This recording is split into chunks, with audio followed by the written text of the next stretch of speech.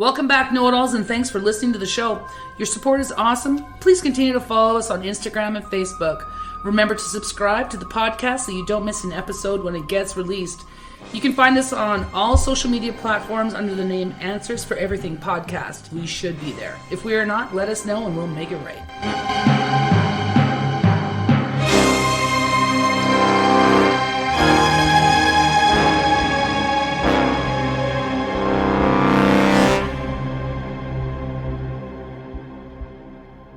Okay. All right. Remember last time when we gave you a choice of talking about customer service or talking about camping and you immediately picked customer service? Yes. And then we pretty much didn't talk about customer service for like an hour? Well, can we do that about camping too? Yeah, let's do it about camping. You want to? I got camping stories, man. I was a Boy Scout. Oh, I was going to say, before we get into camping, in that last episode, we talked about dick-shaped planets. Do you remember that? Yes, I did, because you know what? Who can't appreciate the possibility of a good dick-shaped planet? So unless it's like bent to the left, and then like who needs that shit? Well, do you remember when I said I had like some sort of physics ninja that could actually, lay it down and let me know if these dick-shaped planets like would spin weird? Yes. Okay. Yes. Okay, so I sent him a message, and this is the message that I sent. So mind you, this guy's a doctorate of laser engineering. Okay, so he's got important shit going on in his life all the time where he's like solving like world mathematical problems and stuff. I was gonna say, can he like write his name like from 500 feet away on like the side of a tree or some shit?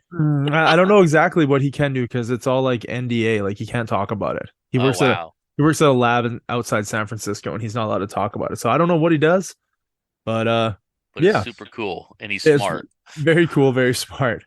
Okay. So I sent him a message like, hey man, as a math and physics god, can you help me out?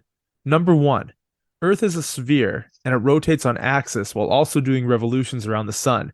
Does the spherical shape allow for that all to happen with ease?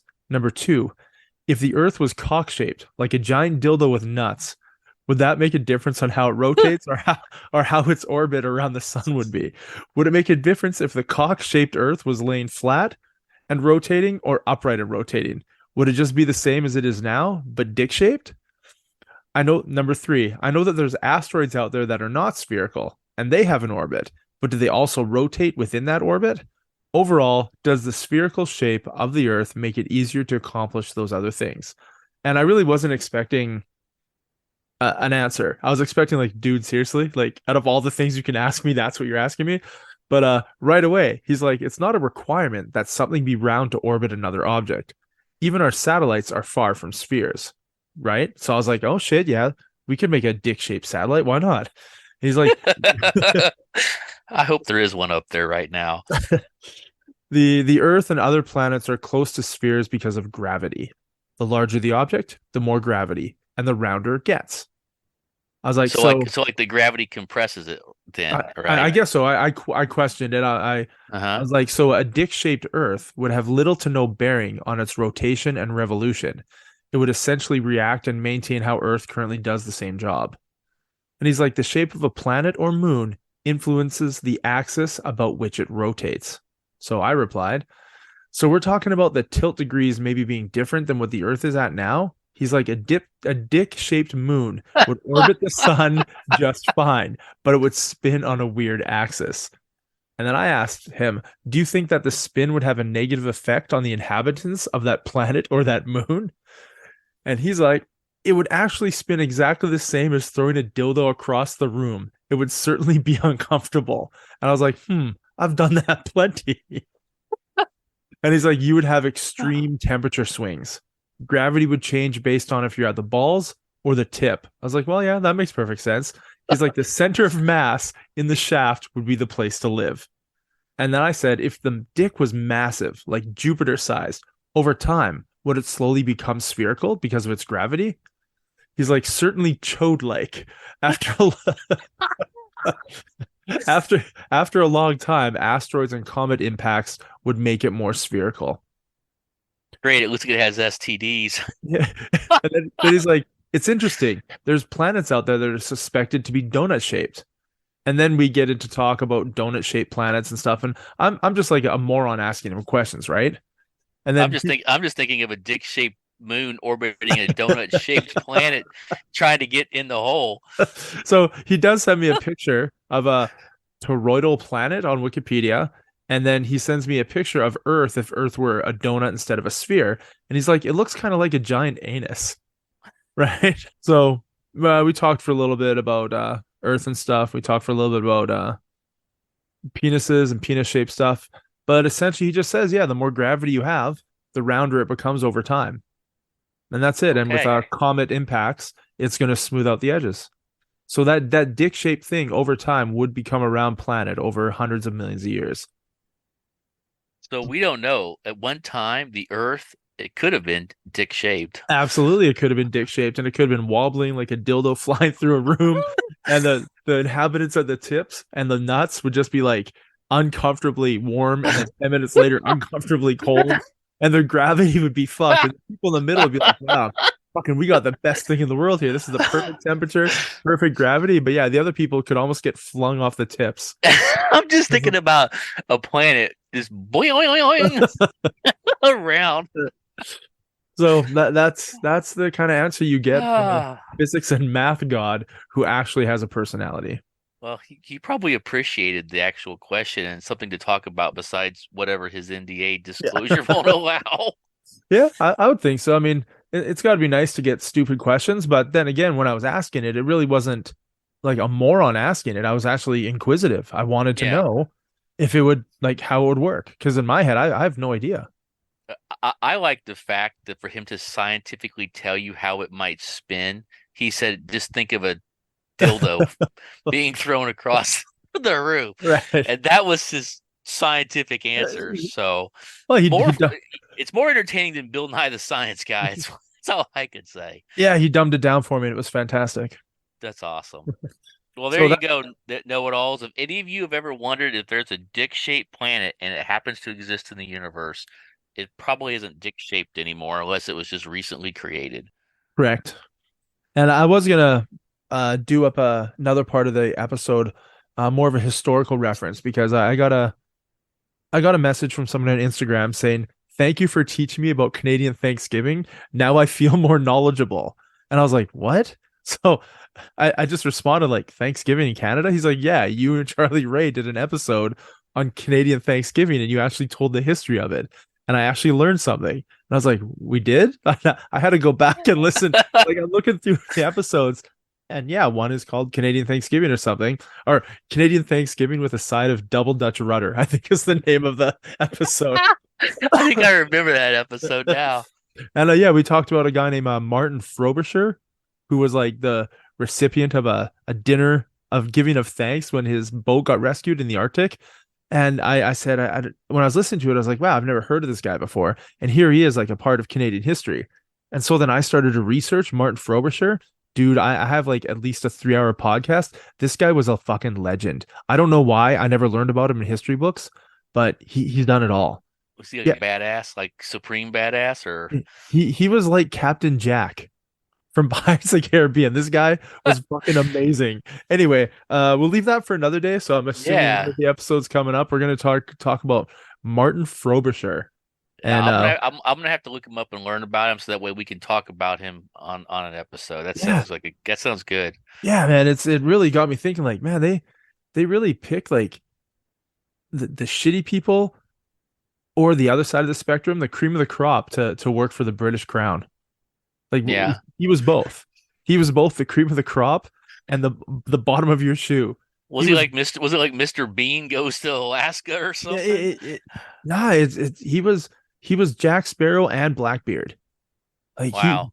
He was Captain Cook and Columbus. Like, he was. So he'd like royally kick ass and then royally suck it at the same. He would royally kick ass for a country and then he would rob it blind for the next 10 years, get caught, thrown in prison, get let out, and work for the crown again, and then he'd rob them again, and then they would hire him again. It was so fucked up. Okay, whatever. I don't want to get into it because there's so much. I guess I could say that's British bureaucracy for you. Yeah, that's so much. Okay, well, we got to talk about him later. I'm going to look him up and study on him. So, all right. So we got camping this time, and maybe perhaps we'll even talk about camping in this episode. Maybe we could talk about Namboy camping. It's a whole different kind of camping. That's the Man Boy Love Association? Yes, but wonderful. We don't need to talk about that. Even though I was in the Boy Scouts, there was no man boy love going on. I am glad that my scoutmaster was not of that persuasion and he didn't try to take advantage of me. So, or maybe you've just blocked it away so far in the back of your mind that one day you're going to be going to get a ham sandwich and you're going to like pull out the bread, or you're going to pull out the mustard and be like, fuck, my scoutmaster raped my butt when I was 9. Oh, wait. I saw my merit badge and I remembered how I got it. Yeah. No. I was in Cubs. I never made it to Boy Scouts. I just did Cubs, which was like the little kids before being Scouts. Yeah. I'm assuming you have awesome stories about being in Scouts. Well, I have a few. I was kind of so we'll go back in time here a little bit. I was never in like the Cub Scouts or anything. I just went straight to Boy Scouts. I never did the earlier stuff. I just decided, God, what was it? I guess I met somebody like in my middle school that was in the Boy Scouts and was talking about it. And I'm like, that sounds cool. So I started going. And then of course, a year after I started going, we moved like 13 miles away.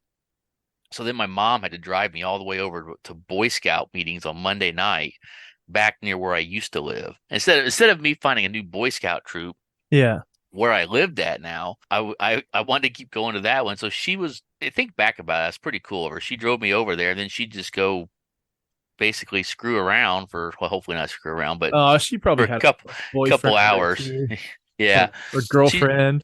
And she just went and chilled out or read a book in the car or whatever, and then picked me up, and so that was cool. But anyway, so I joined the Boy Scouts because I was like, hey, I'm not having enough, fellow boy love in my life, I guess. So I was in the Pedro patrol. I was in the donkey. Like they have like different mascots for like patrols. Okay.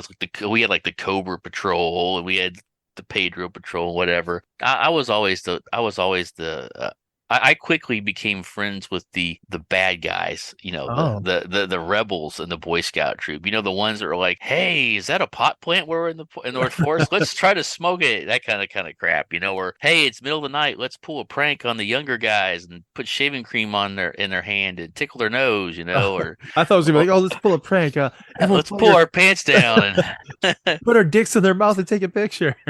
No, that's nowadays. Except now they put the dick in their mouth and take a picture. Yeah, it's their own dick. Yeah. I wish. Yes. And we'd be out like at like 1:00 in the morning, all of us. Like when I got older, a little bit older, like 15 or 16, and I after a while, I was in the senior leadership pack. I don't know what the heck you want to call it, but like, so there's like all the squads or whatever. Then you had like after you've been in there for a while and you're like a more senior guy, you got to go into like this little senior group of just you weren't really like a can't remember the name of what we called it, but like the little platoons or whatever. But basically, it was like all the older guys that basically, instead of like you'd earned more, like you were higher up in the ranks, And so I was in that group, and we'd go to summer camp, and we'd be out like 2:00 in the morning. And I remember this stuff. I'd never do it now. We're running full tilt through the woods with our flashlights, I mean, we're running down, paths in the middle of the woods and rocks. I'm like, I'm surprised I didn't die. I'm surprised nobody else died. Yeah. And we'd sneak off next door to the reservation, and there's like a well, you've seen them like private lakes where they have like houses around them, like right. So we had one of those right near the Boy Scout camp, and so we'd sneak over there. We'd be walking around there when we're not supposed to be over there. One time we got busted by the security, and the Boy Scout Scoutmaster had to come over and get us. Just stupid stuff. We were just 15, 16-year-olds, But lots of camping trips out there. Camped out there in winter one time and about froze to death. That was fun. I've always wanted to do that, but I never have. Just to see if I could, survive and be comfortable. I just don't want to set up a tent and minus anything in snow. Well, I mean, you have plenty of opportunities where you're at. You can do it anytime. Yeah, I mean, but I can't even walk outside for more than 3 seconds without my breath freezing onto my face. So there's no way I'm going to set up a fucking tent. It's weird to think that there's homeless people out here. And when I just walk out 15 steps to my car to get inside, and I'm already fucking freezing my face. I'm like, people die. This is so simple for them to die in. Why are you still here, man? Like when you're homeless, why the fuck are you still here? Wow. I wouldn't think that you would have homeless people up there, because I can tell you what, if I was a homeless person, I wouldn't choose your city. Nothing against it, but I would choose California, because I mean, shit, they give you tons of free stuff, and hell, you can shop up to $1,000 and not go to jail. So Nice. yeah, but yeah, I remember listening to Jordan Peterson once talked about how a lot of Canadian towns don't have very many town drunks, and he said, you know the reason why? He says it's because they quickly are found dead in the snowbank. They don't last long. Yes. You fall asleep unconscious and negative whatever, you die. Yeah, this town's fucking brutal. Just whenever I even walk outside in the winter, I just can't imagine. Even if you need a ride to go somewhere, it's better to just stay where you are and wait for your ride, or stay where you are and be late for your appointment, or just not make it to your appointment, because you will not survive. Like you'll get there and you will get frostbite on your nose and your fingertips. Right. And it sucks. It's terrible, but oh well. Hey man, back to camping. Somebody's got to live there. Yeah. Just not me. Back to camping. Yes. So speaking of camping, the suggestion is, folks, is that you probably don't live somewhere where it's so cold you can't camp. If you like to camp, you don't want to live somewhere where it's too cold to camp. Well, I mean, we have nice weather now, so it was decent today. Like, it's nice to go camping in the summertime. Yeah. I mean, what do your nights get down to, like, at this time of year? I don't know, like 10 degrees. But that's Celsius, so I don't know what that is in Fahrenheit. Well, let's see. Zero is let's see here. What's your zero? 32? So 10 would be like 50. Like today was 25 degrees outside, and now it's currently 17 degrees Celsius. Celsius, yeah. I don't know the difference. I don't know how to do it. I don't know I don't know. Like right now, it's like 45 to 55 degrees at night here. I mean, it has been. It's been a cool spring for us, but I just did my app here. So it was 78 degrees Fahrenheit this afternoon. Oh, sweet. And it's 63 degrees Fahrenheit right now. Oh, well, that's nice, man. That's really nice. Yeah, a lot of people are. I mean, I can handle the 63. I'm happy. Oh, yeah. 63. I'm not a fan of 72 and higher. Yeah. I mean, if I have to do something, if I don't have to do anything, yeah, that's fine. But if I have to do any yard work, fuck it. I'm so angry.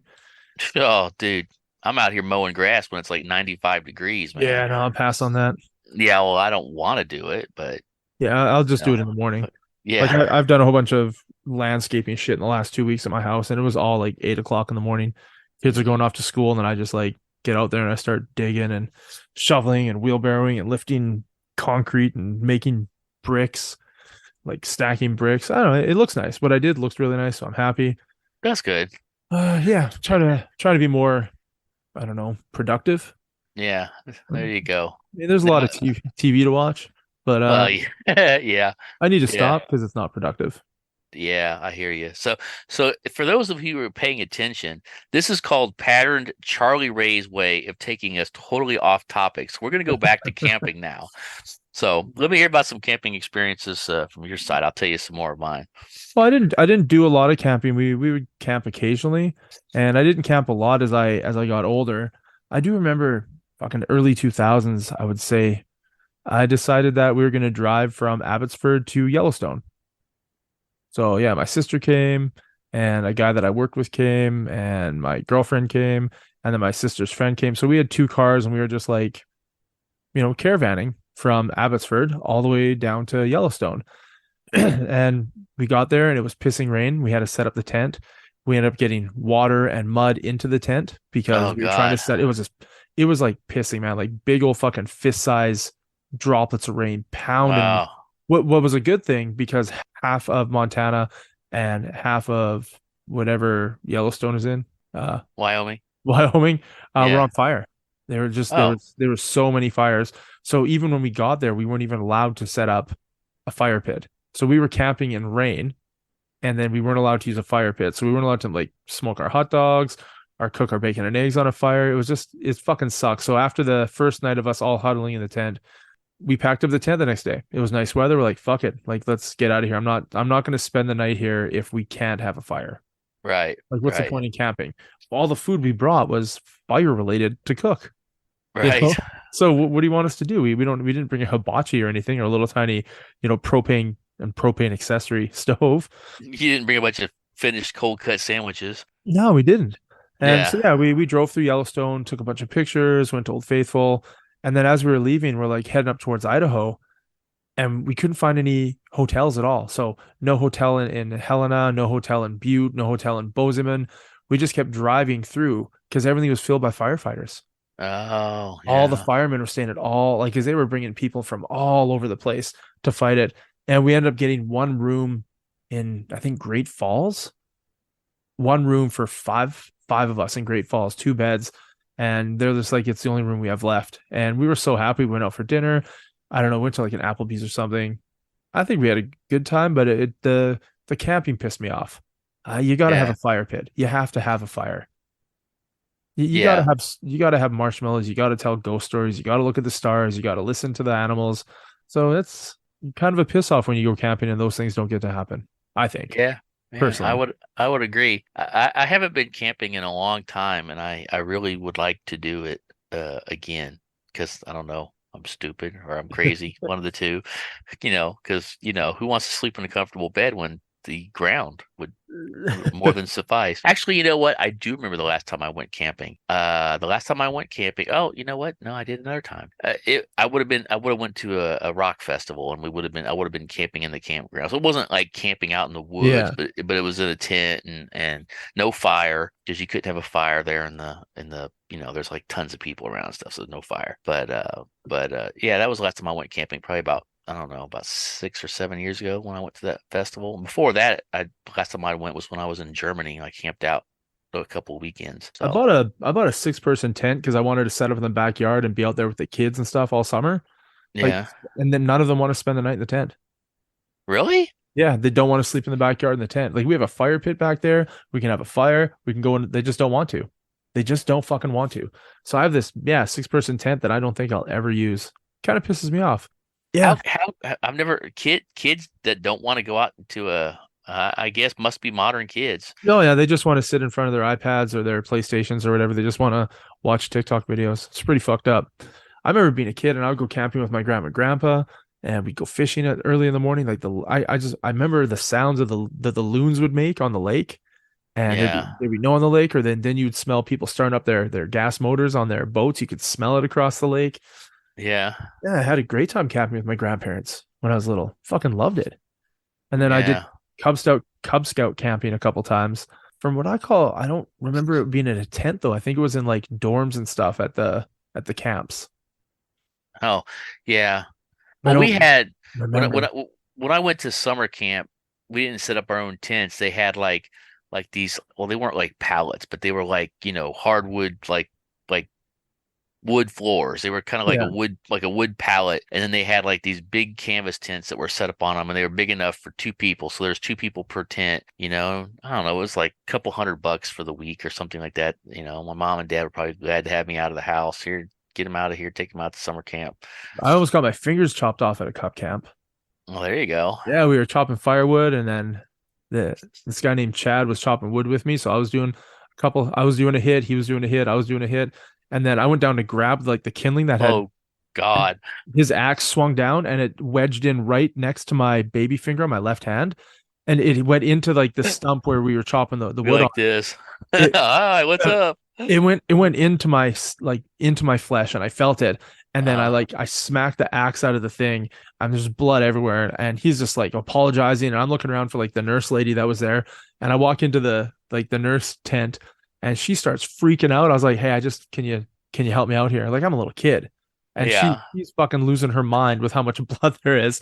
And yeah, I got it all wrapped up, and I still have scars. It went across the baby finger and the finger in from that, so I have a scar on an angle. It went into the wood at just the right point where I didn't lose a fucking finger. Wow, very, very lucky. And there's a handy. I'm just thinking about you being all chilling out, going, "Could you help a brother out with this?" Yeah, no, I was just like, I was like cool, calm, and collected. I was like, "This isn't gonna fix with you running around like a fucking retard. How about you go get me some gauze or a fucking Band-Aid or something? But I need your help." because I'm Yeah, a fucking I kid, can't. Yeah. right? Yeah, and I Oh, remember it's there's this awesome. handicapped kid, sorry, handicapable, special needs. There's a Yeah. special needs kid that went with us, and he didn't have to do any of the events. He didn't have to. His dad was one of the Cub Masters, Okay. and he had a garbage bag, a literal garbage bag full of candy, like suckers, chocolate bars, cans of pop, and everybody's like begging him for it. But I don't know how. I guess that's how they bribed him to go. It's like here's a literal garbage bag full of candy. It's pretty fucked up. He guarded it with his life, Yeah. right? No, I wanted all the candy. It was so awesome. We had to go out there and do shit, whereas he just had to like sit there and just eat candy from the fucking garbage bag. Do you remember the first time you went camping? Oh, sorry. What was that? Well, I was gonna say, and now that's just probably what everybody does at summer camp. Just Yeah. sits around and eats snacks and looks at their phone. Yeah. Do you remember the first time Yeah. you went camping at all?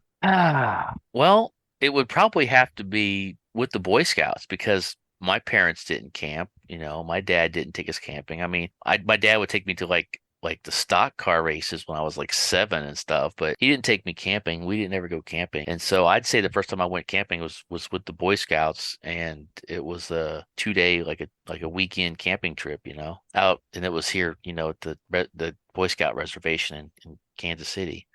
I'm pretty sure camping with my grandparents is probably what I did first, but I do remember a camping trip like with my cousin and I. We went with one of my uncles and his friends camping. And I don't know why my mom would let him take us, because my mom is a pretty overprotective kind of mom. I mean, even like today, she tells me, "Oh, it's raining. Put on a jacket." "Oh, is that a cough that I hear? Like, are you sick?" I was like, "Holy fuck, man! I'm a grown man. Like, chill. Everything's okay." She's Yeah. still being a mom, right? Which is fantastic. But I don't know why she'd let me go with my uncle. Like, so her sister's husband took myself and my cousin when we were like 8 camping. And I remember that the ranger kept coming over to the campsite to get mad at the group of the guys that were there, which is like my uncle and his friends, because we were learning how to throw knives and axes into a tree. So I was 8 years old and they were having me throw hatchets into a tree as a target. Like, we're just throwing knives and throwing hatchets into it. And I remember they were playing Born in the USA. Like it was like dark, everybody else is trying to sleep, and they're blasting Bruce Springsteen as loud as they fucking can. And the park ranger kept coming over and giving him shit and giving him shit and giving him shit. And they kept just like arguing with him and fighting with him. And I had a great time.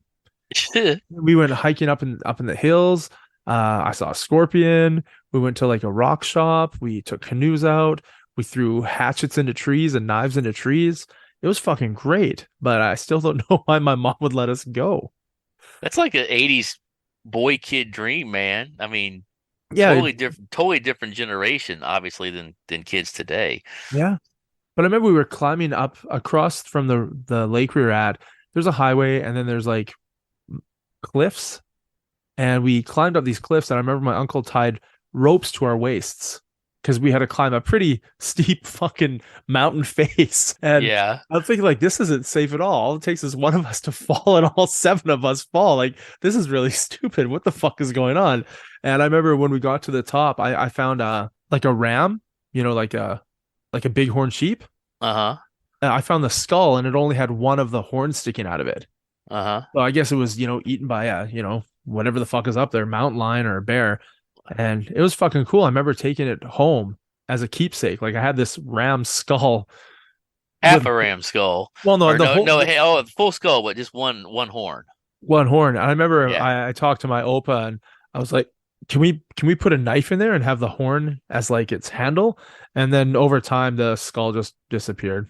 I don't know. Maybe my cousin took it, or maybe my grandpa's like, "You're a fucking idiot," and he threw it out. I don't know. Oh, no idea. man. But yeah, that was one of my oldest camping trips. And anytime I hear "Born in the USA" by Bruce Springsteen, all I think about is the ram head, the guy yelling at us, throwing axes into trees, seeing a scorpion. Yeah, it was fucking awesome. Well, that's a damn good camping experience. None of my Boy Scout camping experiences were quite that cool. I mean, like I said, it was just a bunch of us kids basically being stupid. So, we'd be out there running along the edge of cliffs, and not dying. At least we weren't taking selfies by them. We would just be running along them. That's smarter. I remember on one of the Cub trips, it wasn't camping. We were planting trees because, you have to do your part for the environment. Right. And we were at the top of this hill, and some of the Cubs I was with thought it would be funny to kick this rock out. It was a big round rock, probably the size of, I don't know, 3 feet by 3 feet, heavy boulder. Wow. Big, and we're digging it. We're stepping on, we're jumping on. All of a sudden, it just gives away and it tumbles underneath us and just fucking rolls down. And it almost smashed into a bunch of people planting trees. And one of the guys that I was with, his dad is one of the people who was like one of the Cub Scout leaders, and he almost got hit by this rock. And the kid who pushed it down with me, he looks at me and goes, "Hey man, rock and roll." And we just lost it. We thought it was the funniest thing we'd ever heard in our entire lives. Meanwhile, his dad is down there almost getting fucking plowed down by this 800-pound rock. Fuck, that's awesome. Such a piece of shit. At least the story didn't end with, and then it killed his dad. If it hit him, it would have. Yeah. Like it would have fucking just gone right through him. Yeah, but they scattered like fucking just like the wind when they saw that rock coming. Yeah, I mean, I'm pretty sure we announced it from the top, like, "Hey, watch out," because 4. No, we didn't do it beforehand. We thought everything was great. Can we play through? We thought everything was great until it started going towards them. They're like, we should probably tell them that there's something heading towards them. A bear. Yeah. And we got yelled at, obviously, and I was like, "But I planted 4 trees. I'm a good guy. Yeah, I'm not a bad guy." Yeah. How many trees did they knock down on the way down? No, it probably killed some of the ones that have been there 10, 20 years. Man. Stupid. One of the things that really pissed me off when I went camping in my early 20s, it made me really fucking angry because we weren't. I don't think we were loud.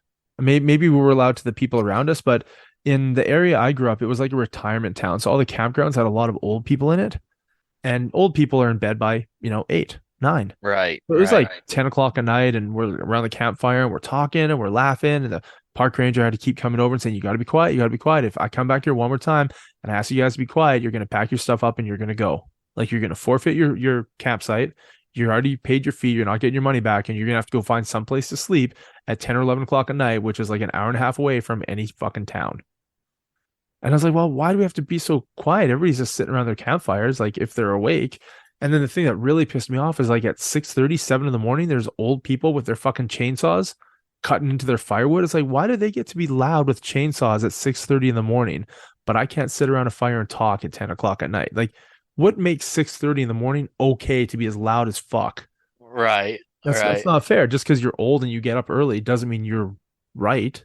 Can't we both just get what we want? Apparently not. Nope. Apparently at that point in life, being old trumps being young. One day I'll get there. I'll be one of those old fucks. I'll tell you what, I'm fast heading that way. I want to be like that. "Get out of my campsite, you young whippersnappers." Are you? They'll be like, "What's a whippersnapper?" And I'll be like, "How the fuck should I know? I don't know what a whippersnapper is. That term's even older than I am." No, they won't even be listening to you. They're just gonna be like facing their iPad, facing their phone. They won't even hear me because they'll have their headphones in. Yep. Yeah. Which, by the way, you haven't got the purple dildos on your headset yet that you said you're gonna get. Big purple dicks, was it?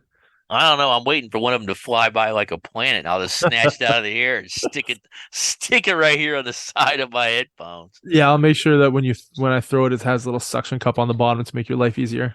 We need to do a video podcast of us just throwing fucking random dildos and filming them. Well, that one's got a good rotation. That could be a planet. We could get my scientist friend. He could judge our skills. We should even go out to a Boy Scout camp and enlist a bunch of boys and just have them all throw in dildos. I think that might be something we're not allowed to do. I don't know. It's 2023 at this point. It's probably encouraged. It's true. No, they want us to dress the boys like girls. Oh yeah, right. But they don't want to know what a dildo is. I don't know. Maybe not. I don't know. I don't know if I talked about this last time, but I got a phone call from my kid's school the other day, middle of the day, and I see it on my phone. It's like, well, that's either a bad thing or a really bad thing, because there's no reason for school to be calling my cell phone. And I answered and they said, hey, this is Principal so-and-so. I'm here with your son. I was like, yeah, okay. Is everything all right? They go, well, he's had a really, really good year, but right now something happened today. He used a word that we don't appreciate. He used a word that was used to make fun of somebody, and it's a word that he said he learned from you. And I was like, yeah, I was like, oh, fuck me. Because I don't have a filter, you know? Right. Yes, I do know, Clay. Yeah, okay. just wanted to reiterate, that's all. And I was like, oh, okay, what's the word? And the teacher's like, the principal's like, it's a lesbian. And I was like, oh, no. He did not learn that word from me. He learned what that word meant from me, because while I was driving his sister to gymnastics yesterday, we're in the middle of a conversation and he's like, Dad, what's a lesbian? And then I just like, what? Where'd you learn that? Like, why'd you say that? Who taught you that word? Because I didn't teach him that word. Where'd you learn it? And he told me from the kid who he learned it. And I was like, okay, number one, don't repeat that word, right? Number two, don't listen to that kid. And number three, lesbian is another word to describe two girls who are gay with each other.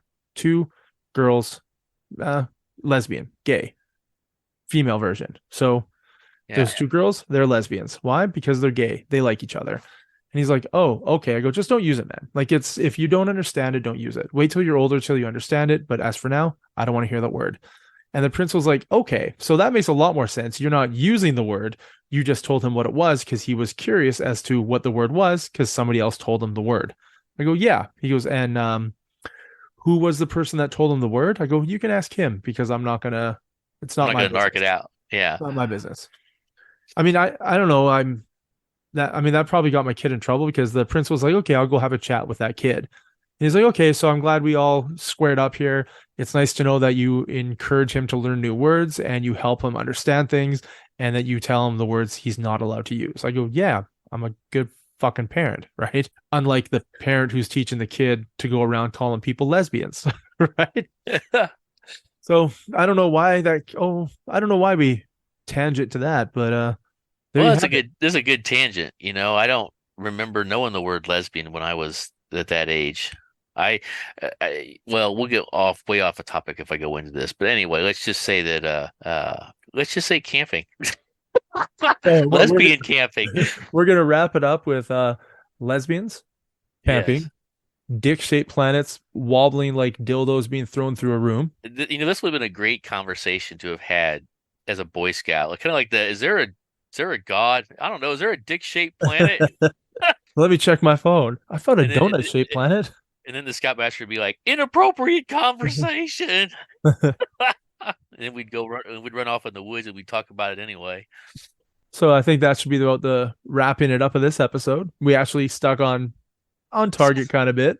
It's not bad. More than usual. So that's rather impressive. More than usual. So right. I'm going to thank you for your time, and I'm going to say peace out, know-it-alls. Check us out on all our socials.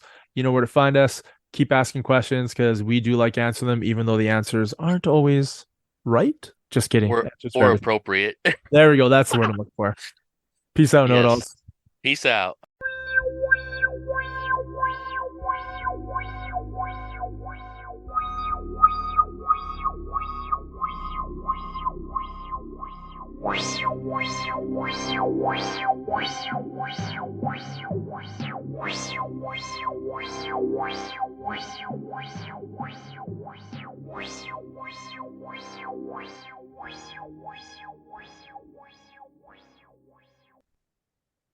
Let's talk about our favorite loose meat sandwiches. I was gonna talk about I made a thing at work the other day, and it was a hot sauce base and chicken and pineapple, and my stomach was upset it was like going to Taco Bell. My stomach was upset for 2 days afterwards. Just unhealthy stuff coming out of my body to make room for the healthy stuff. But yeah, it's just it tastes so good. I keep making this fucking thing to eat, and it just rips apart my insides. Well, have you figured out what about it that's tearing up your insides? Yeah, it's the Frank's Red Hot. Oh, in that case, try some other brand. Yeah, but I really like the spicy cayenne pepper sauce. But But You you don't like want the flaming asshole. I don't I don't like the flaming asshole. But it's like going to Taco Bell. You know when you open up the little packets of the green sauce and you put it on your nachos, you put it on your tacos, and you put it on your burrito, and you put it on your gordita, you put it on fucking everything. And then 6 hours later, you're just like, I hate my life. I hate everyone around me, and my toilet hates me right now. Dude, you're Right? talking to a guy who eats like 4 of the Diablo sauces on a bean burrito. Okay. Does it rip apart your rectum though? Sometimes it just depends. I Yeah, mean, I guess. I'm more used to the spicy but the Diablo. I've had to cut it back. I used to do just Diablo, but now I kind of do a Diablo and then a fire sauce, then a Diablo, and then like a hot sauce. It's kind of like moderate how much burning I anticipate happening later. Yeah. So I mean, it doesn't always happen. Like I can eat this, 2 days a week and it's nothing, and then just one week, one time I eat it the next week, and it kills, and I don't know what oh, the hell really? it is. Maybe it's stuff I had for breakfast. Maybe it's combining with milk in my stomach. Maybe it's the pineapple juice I'm drinking. I don't know what it could be. All I know is that it's mixing with something inside my body, and it's telling me, "Hey, buddy, don't do this. We don't like when you do this." And my toilet paper is just like, "Hey, we don't like when there's blood on us. So try and try not do that." You know? Yeah, speaking of which, I had, I'm sure if you saw some of my postings from the weekend, I went out of town and Yeah. I went back to this Mexican restaurant that I went to 23 years ago, almost Yeah. 23 years ago, on my first honeymoon, this place called El Loro in Minneapolis. And I've been back to Minneapolis a couple times since then. I never tried to look it up, and I just decided on the way up there, you know what? I want to go back to that Mexican place and I want to have that dish that I had, which is called chori pollo, which basically is a grilled chicken breast, uh, cheese, and chorizo sausage on top of it with with some beans and rice on the side. Basically, you're talking about a gut bomb, all right?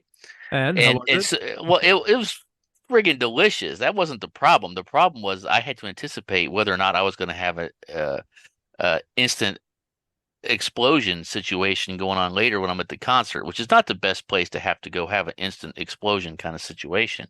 Yeah. Uh, but it was indeed the restaurant that we went to, and I was talking to a person there, and they had opened it. That was the original El Loro location, the one that I went to, and it's still there. And they had opened it in May of 2000. I went there in October of 2000, and now they have 12 locations around Minnesota and one in Iowa in the last 23 years. And I thought, holy crap, they've done a lot better with their life in 23 years than I have. And then I said, chori pollo, please.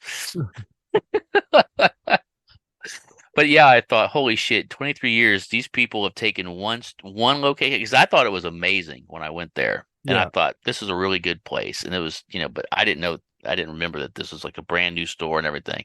And so obviously Minnesotans must also agree that El Loro is the bomb because they have 12 locations now. Kind of like the way we have a chain down here called Me Ranchito. There's like 8 of them around Kansas City. So anyway, congratulations to El Loro. If somehow somebody listens to this that likes El Loro, cheers. It's a good place. So, uh, but luckily I did not have somehow I did not have a bad stomach experience later, and I was like very proud of my stomach for being a trooper. So It's almost like a meal that you should have after the concert, not prior to the concert. exactly my thought. I had like a couple of hours before the concert, and I knew I was going to be leaving early in the morning, and I probably wouldn't be sticking around long enough for them to be open. And I'm like, if I'm going to have it, I got to have it now. Yeah. And so I threw caution to the winds and opened up my wallet and my mouth and said, "Let's risk it for the brisket, baby." And it all worked out. And it all worked out. It was greasy goodness. And I mean, there was like there was like oil from like the chorizo just kind of like sitting on top the cheese. Like you could just like see it, kind of like those pizzas in high school back in the 80s. It was like Yeah. you sop it off.